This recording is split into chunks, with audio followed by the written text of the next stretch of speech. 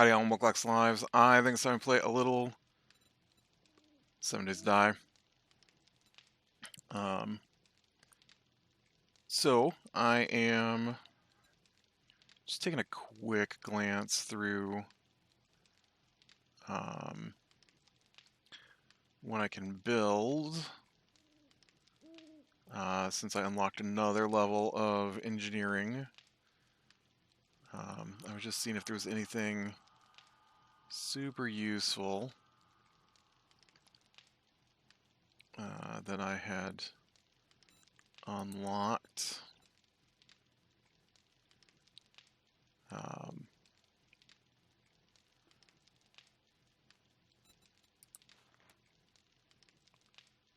haven't seen that before. Steel axe.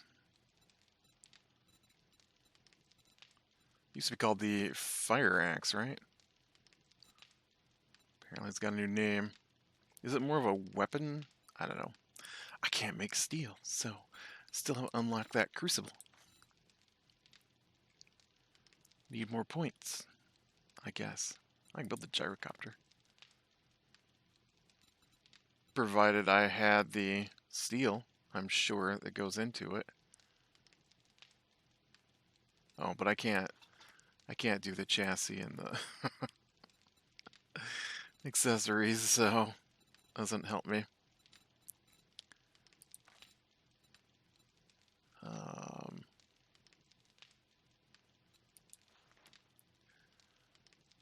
Okay, forged steel, glue, mechanical parts, and spring. Forged steel.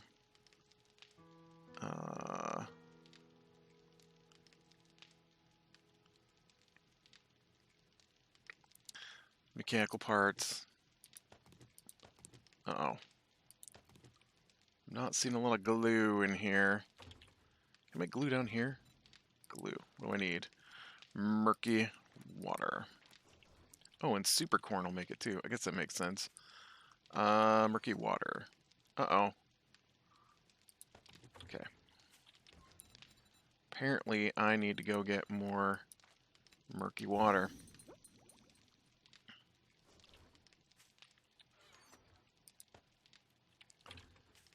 You don't have any? No, you do.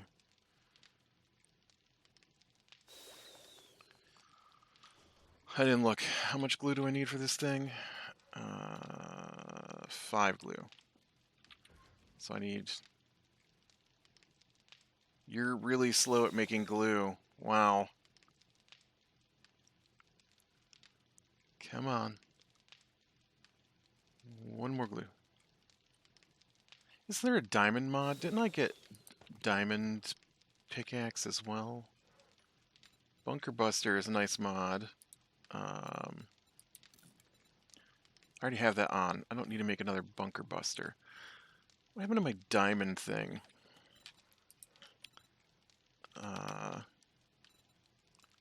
Diamond tip blade. Okay.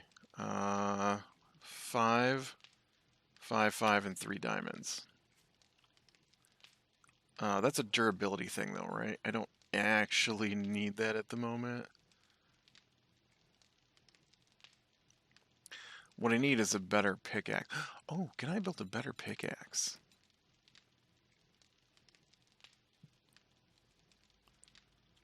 I bet I can build a higher quality pickaxe now.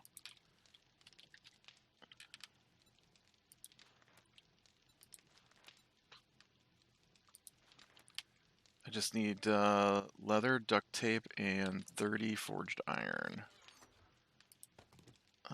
Leather. Please don't lick me.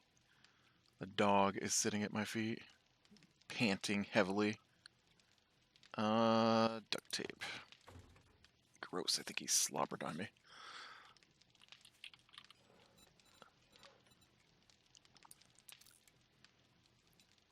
Because if I can make a... Oh no, wait, that says 2. Is 2 the best I can make? Dang it, cancel that. I already have a 2. Never mind. All these grand plans, but apparently engineering is not where the grand plans are kept.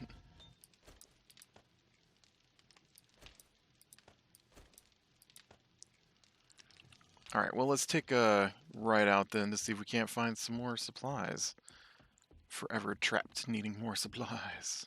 Oh, you know what? This is about to break. This is also about to break. Don't run short of repair kits. They're pretty good at giving you a ton of repair kits in this current version. So I want to head west and south.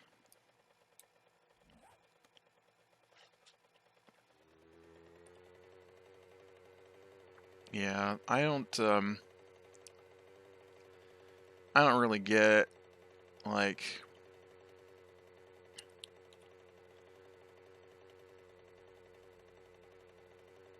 I don't understand why the dog can't just sit down here, but he is walking around and panting.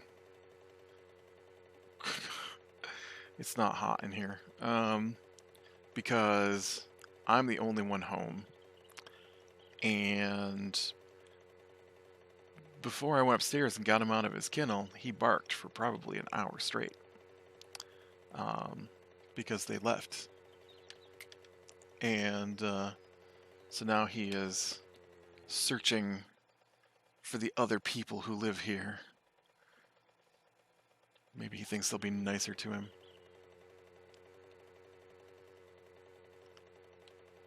I just think he's crazy. Speaking of crazy, we played our D&D last night. We missed last week completely, but you know, we've missed a couple of things now. Our DM, he got sick, and so he skipped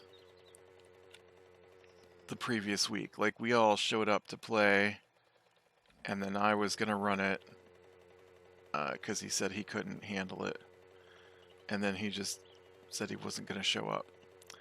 And so then this week, last night, or not last night, 2 nights ago, we went to play our Final Fantasy, as we normally do, and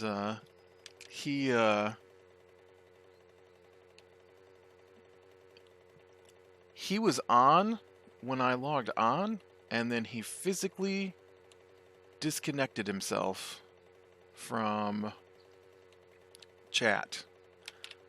We use Discord, and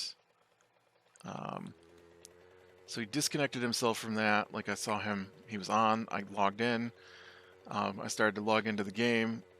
The other 2 guys who we play with were already on. They were muted though. And then as soon as I logged in, he logged out and then said he fell asleep. And it's interesting that you fell asleep disconnecting from Discord. Because if you've never used Discord, it doesn't really automatically disconnect you. I know that I've been in Discord accidentally for like a whole day, and then someone will pop in and be like, "Yeah, do you need to talk?" I'm like, "What? No, I forgot to disconnect yesterday." So, yeah. But we did play. We did play our D&D last night. We made him run his session. We were in the middle of a fight. So him complaining that he couldn't think about how to run the game, it's a little wishy-washy when all we did was one fight last night. And we had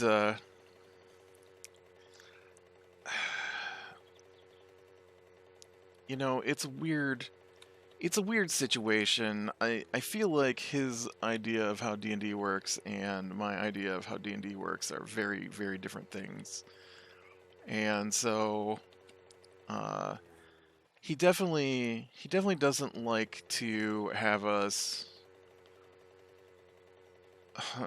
see, it's weird. He doesn't like to have us roleplay things out. I mean, I'm not really into the whole roleplay stuff myself. Like, I don't speak in my character's voice or anything like that. I just say this is what my guy says. Uh, and that's fine. Like, if you can be into it, you can not be into it, it's fine. There's lots of different ways to play. But every conversation should not lead to a fight, as our DM is wont to make it happen. So we had run into these guys. They're called Drow, and they are demon worshipping elves who live underground. And so it doesn't necessarily make them instant bad guys, but it does make them unsavory people. I mean, they're not good. There are good drow.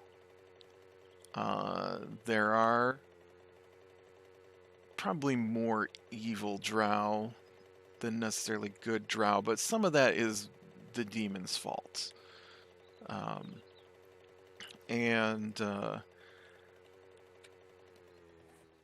But so we're talking to this drow, and he's like, I need to introduce you to. This is a long time ago, but he's like, I will take you to my leader. Now the drow are a matriarchy, sort of. They don't have a queen. They're a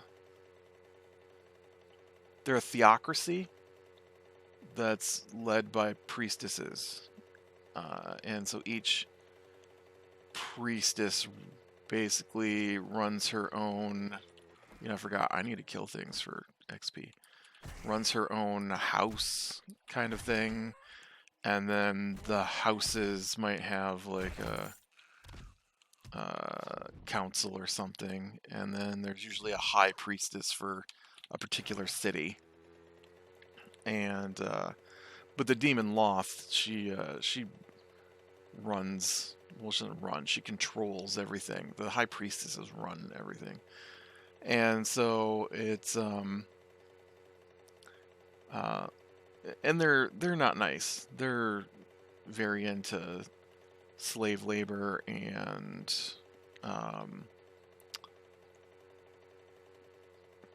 like whips with snake heads that bite you and cause pain to make you do what they want, and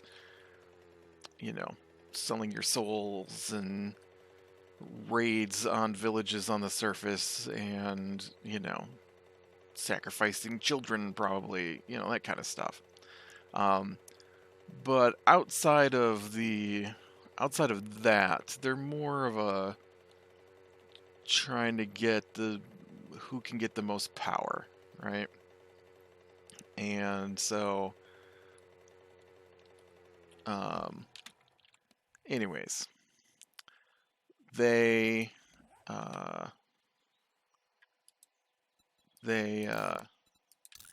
we run into this guy. He's a drow, and he wants us to go to see his priestess, and so we go with him, and that's fine. That's fine. And we figure we'll see what they want, because we're in a dungeon that's not really a dungeon. It's more like a series of locations that just happen to be inside of a mountain. Like, every floor is a different type of area. So there's cities. Ooh, what's this? Winter wear. Nice. And that I already got. And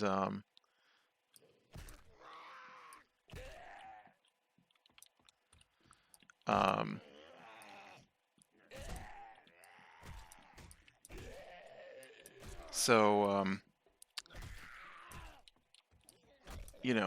drow aren't necessarily. I mean, they do trade with other groups.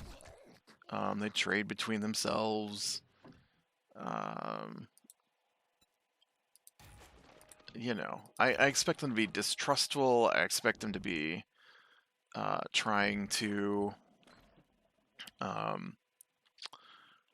trying to, you know, get power from us somehow, like give us a quest that's tainted because it actually they want us to take out rivals who are in the dungeon or something like that, right?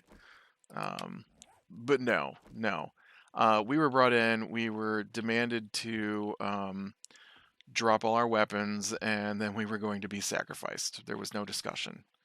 And so we're like, we attack. And so our DM got mad at us because we didn't role play out what was going to happen. And he's like, you guys are always like, attack first and ask questions later. I'm like, what do you mean? She demanded we drop our weapons and surrender ourselves to sacrifices. Like, we don't want to be sacrificed. Well, you don't know that's what would have happened. That's what she said was going to happen. What do you mean? So, given that that was our first experience with the drow in this campaign, that's not true. That's not true. We did run into some drow in the when we were in the overworld, and which is why we try to talk to that one, because the one drow we talked to was not necessarily friendly, but not antagonistic, and then the other one was a crazy assassin guy we had to stop. So that was our two previous experiences with drow in this campaign. And then this one just straight up betrayed us and tried to sacrifice us to Loth. And so we don't trust drow anymore. Not that we wouldn't be willing to work with them if what they wanted us to do wasn't too heinous. We're not good guys. We're not bad guys. We're just mercenary types. And I always approach my D&D characters. I've never played a D&D character that was a... That's not true. I did play one character who was a good guy. But I've never played the hero. Like, I've never gone into the game being like, I'm the hero of this story. That's never happened. I tend to play them as mercenaries, monster hunters for hire kind of thing. So we would probably work with drow, provided they didn't demand our lives for sacrifice.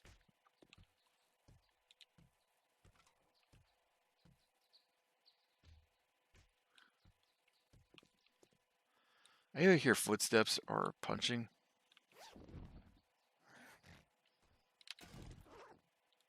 Now I just heard a growl. Oh, here's a guy. Now he dead. What were you punching out here?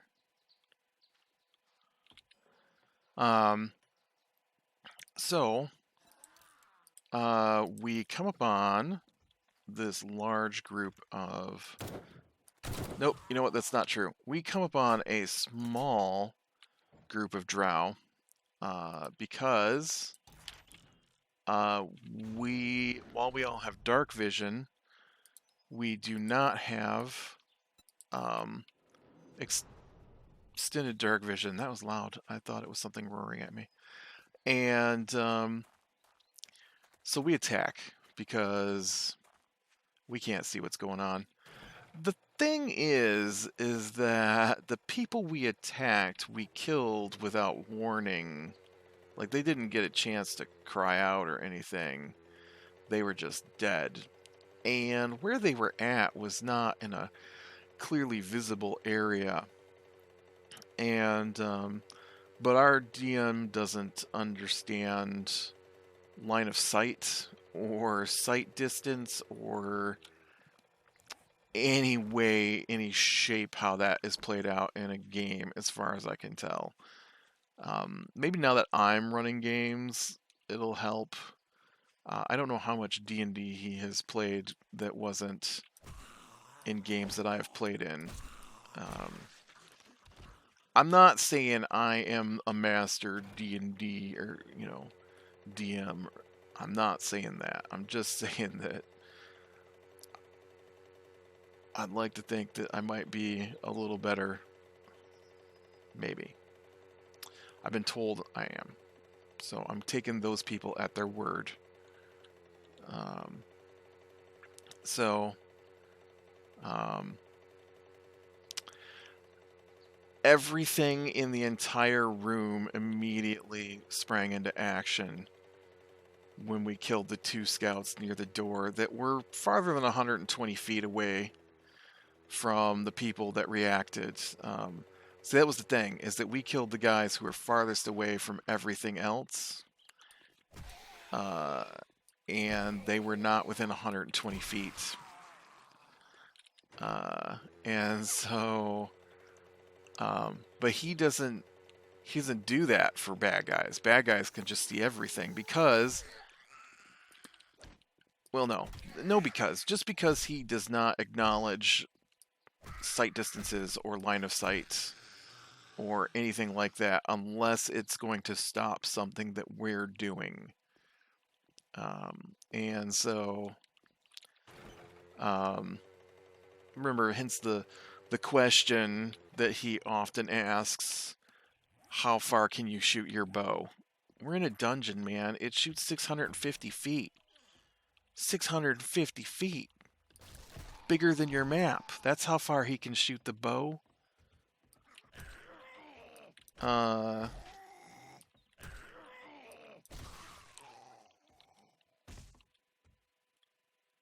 Because what is that? You gotta divide that by 5. So it'd be over 100 squares on the board. Over 100 squares. That's how far you can shoot a bow. And, the map is like 50 squares across. Provided he can see, he can shoot all the way across the map. Our DM hates for us to do anything from distance, though. It offends him greatly to be able to use tactics against bad guys. He wants us all grouped up, all together. He wants his bad guys to be invisible, as they constantly are, as they did last night. So anyway, as we get into this fight, we start fighting the things. We get part of the way through the fight, and it's getting pretty late, and so we call it for the day. Not unusual. We do that from time to time.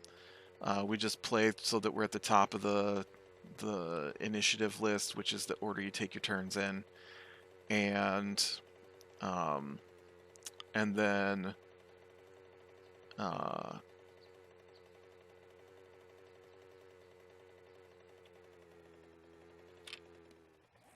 where am I now? Okay, so now I want to go down and around. And so we started last night, and we started at the top of the round. Well, somewhere in there, he had screwed up the initiative, and things were in the wrong order, and people were missing off the list, and he had moved some more bad guys into the area to attack us that weren't there before.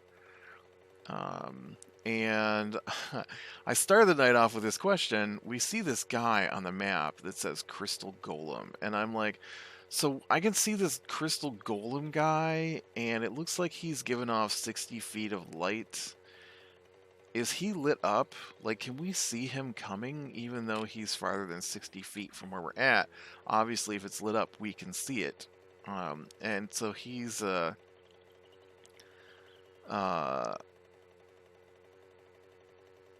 like, well, no, it's supposed to be like a golem. It's not supposed to give off light. So he takes away the light.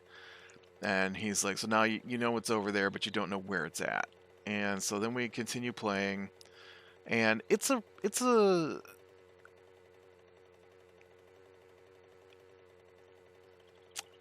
difficult fight. Not extremely so, but it's a difficult fight because we are... this could be a problem. I'm out of gas. because we're wounded, we're low on abilities, and there's a lot of bad guys still. And so we're doing all right, though. We fight our way through. Um, there were a lot of drow, but they're not high level creatures, so one good hit most of the time will either kill them outright or almost kill them outright. And so we did all right fighting our way through the basic drow, and I still had a few spell slots left, so I used a couple of my bigger spell slots that were left to really damage the. Oop, that's not what I want to do. Really damage the boss types, and eventually the golem got to us, and our DM is like, "Oh, you guys are in trouble now. I don't think you've got enough left to fight what's coming here with this guy." And there's like 8 giant spiders coming, but giant spiders are super weak. And so the other guy that plays with us, the ranger, he uses this. Okay, so our DM sometimes doesn't like the way we play. I mean, obviously, that's why I tell these stories.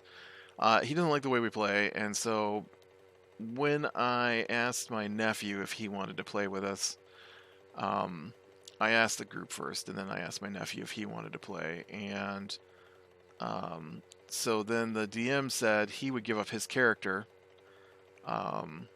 and so my nephew created a new character, and then they gave him all of that guy's items, not his armors and weapons and stuff that wouldn't be useful, but all his other items. And so one of those items was this thing called the Rod of Control. And so okay, so our DM doesn't, like I said, like the way we play most of the time. And so he's been looking at our gear and this fight. And so I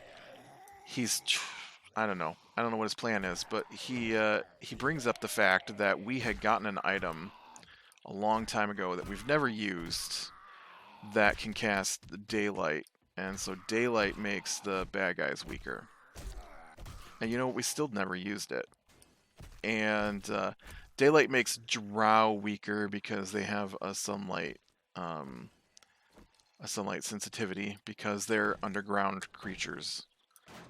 And so he tells my nephew, "Hey, you got this drift globe thing. You should probably use it in this fight.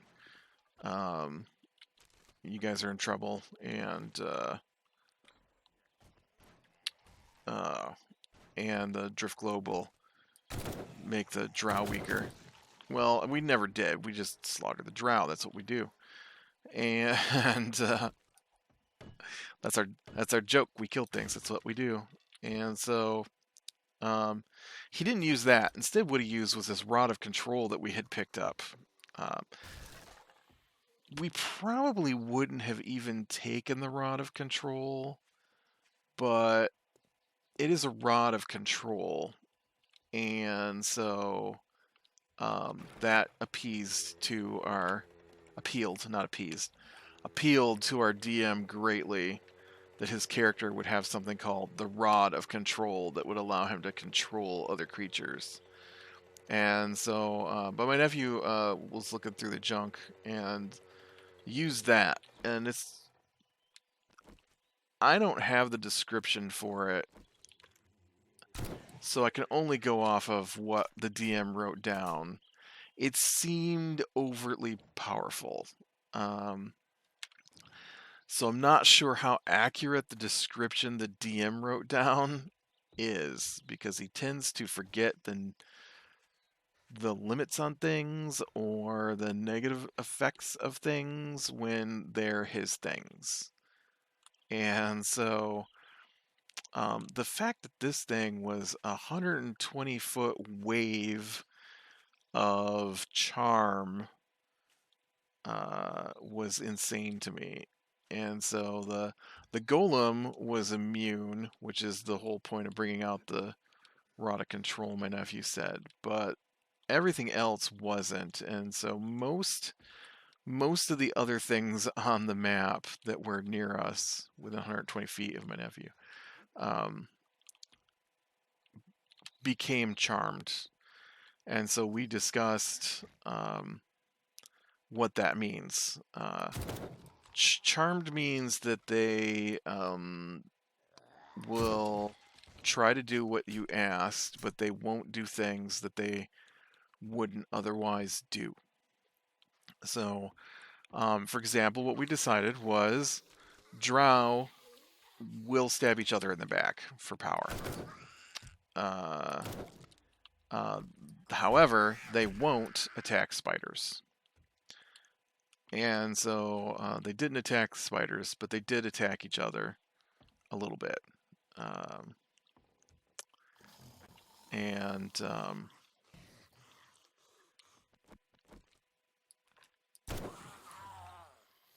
I didn't kill you. You did now, though.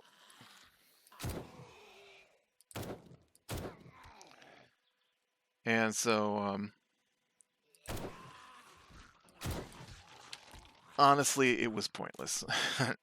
It made so little impact on what happened that it was weird that it became such a huge discussion. And so, nice. This is what I was looking for. Lots and lots of boxes.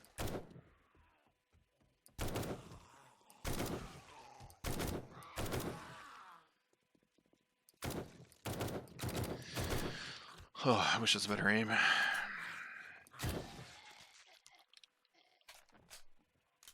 feel like half the time I'm better at hip fire than I am at aimed fire.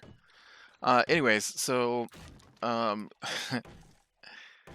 those guys start fighting each other, and he's got these wizards that are invisible. I'm not sure how they were invisible, because obviously it wasn't invisibility. They were just invisible.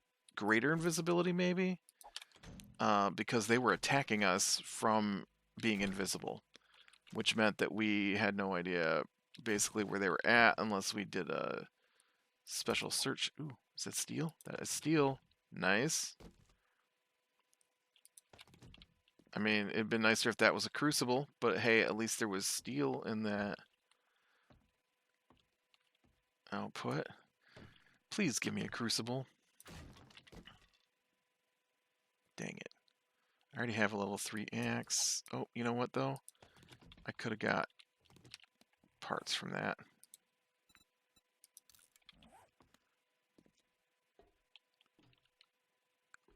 Okay.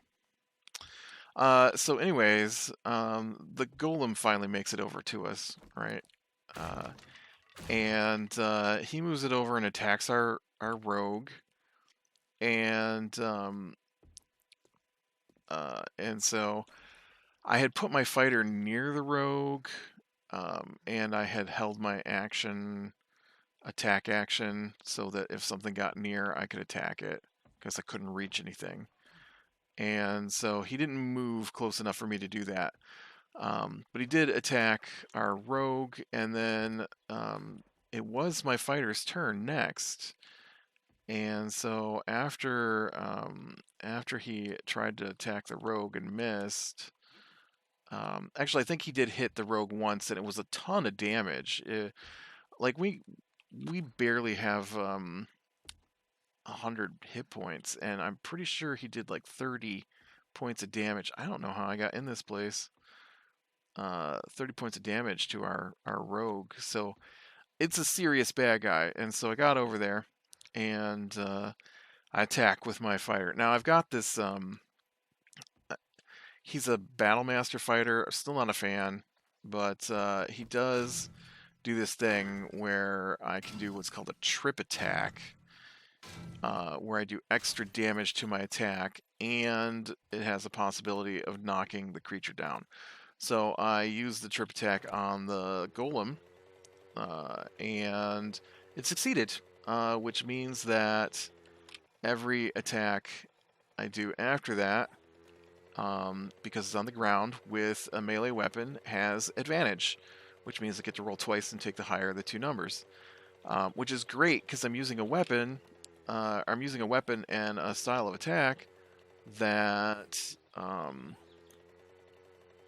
subtracts 5 from my roll, but I get to do 10 extra points of damage when it succeeds, and so I like the advantage, and so I roll advantage, natural 20. Now, natural 20 means you automatically hit, but we also play with perfect criticals, which I like.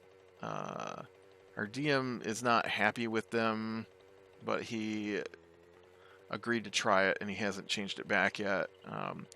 What that means is you automatically get the maximum amount of damage you could roll plus what you rolled. Critical hits are usually, I'm pretty sure I've explained this before a few times, but critical hits are often played out as either you double the amount on the dice or you roll the dice twice and add them together. It really just means that you automatically hit, because sometimes you're not going to be able to hit something, but if you do get a nat 20, you'll hit anyways.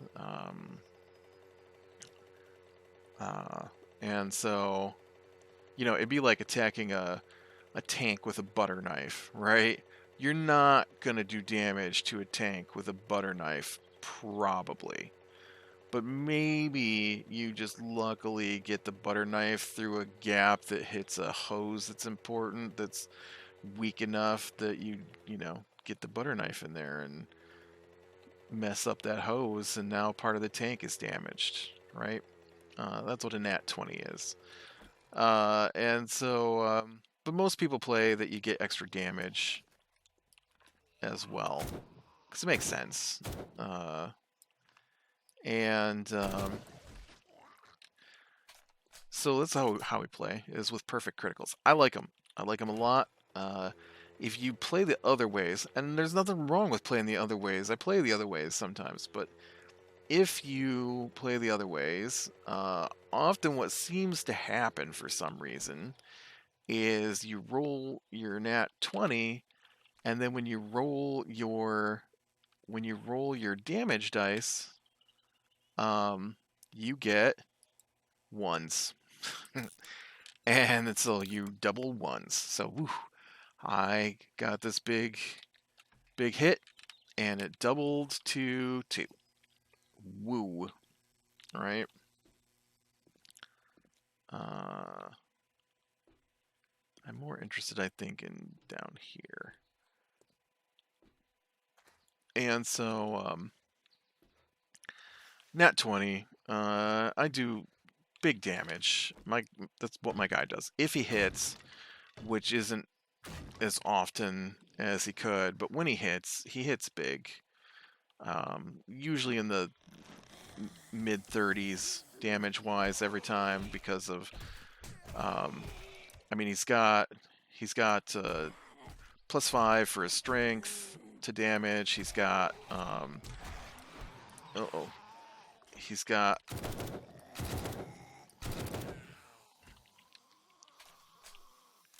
he's got 2d6 damage for the weapon. He's got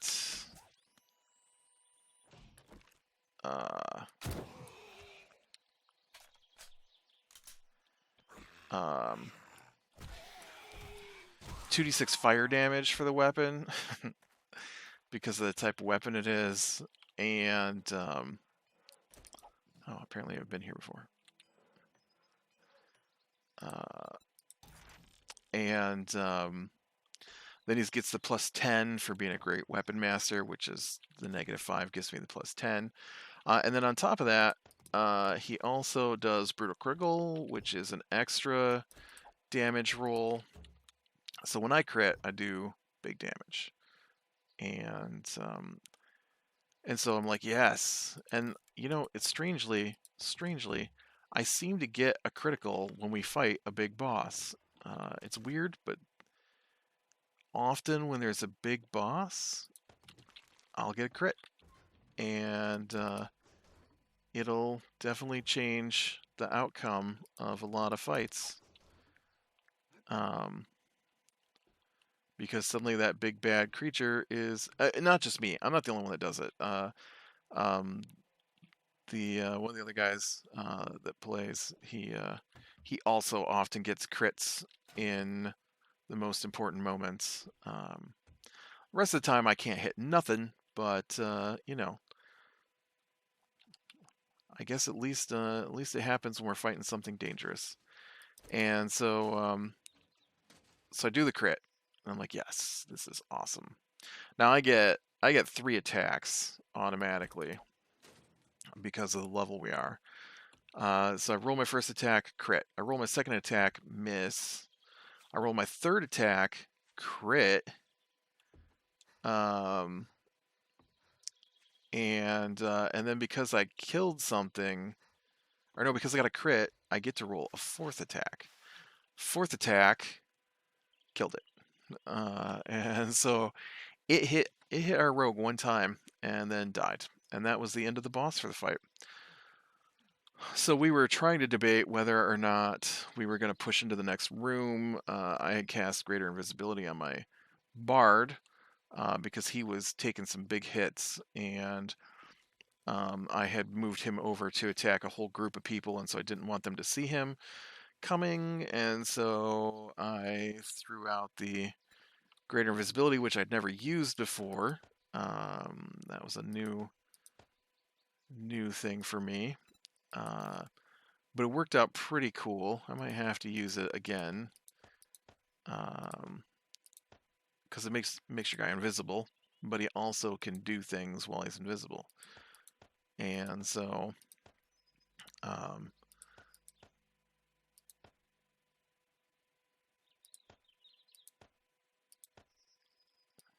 it's handy.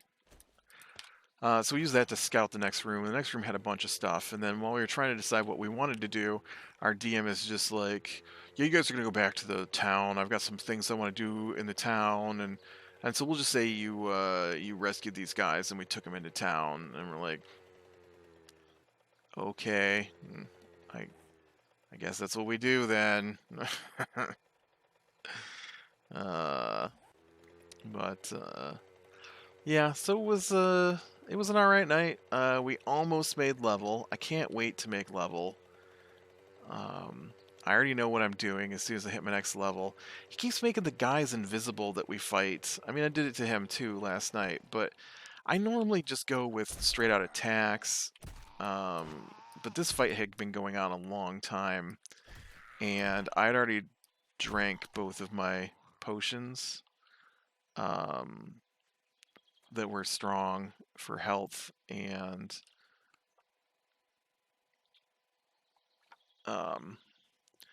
so I wanted to try and get a little extra defense going on my Bard. But when I go on my next level, I am going to take a feat called Fighter Initiate, which lets you pick a new fighting style, which you don't normally get to do. But I am taking the fighting style of Blind Sense, or Blind Fighting, I think it's called, which lets you detect anyone who's invisible within 10 feet of you. Because I am tired of invisible guys getting past my fighter, because it happens so often. But we're like 1,000 XP away. We made 60. We needed 6,200 to go up our level, and I think he gave us 5,200 last night. Because we don't get XP for anything but killing. We don't get it for rescuing people. We don't get it for completing quests, anything like that. It's only killing. If you don't kill, you don't get the XP. And so yeah, that's that was our night. It wasn't bad. Hardware. Although, like I said, I wish it made level. I wish we got an XP for saving people. I kind of wish we'd have just gone ahead and taken on that next room. I think we could have handled it But, you know, the DM was pretty adamant that we don't go into the next room right then. I feel like we are far more powerful than he imagines we are.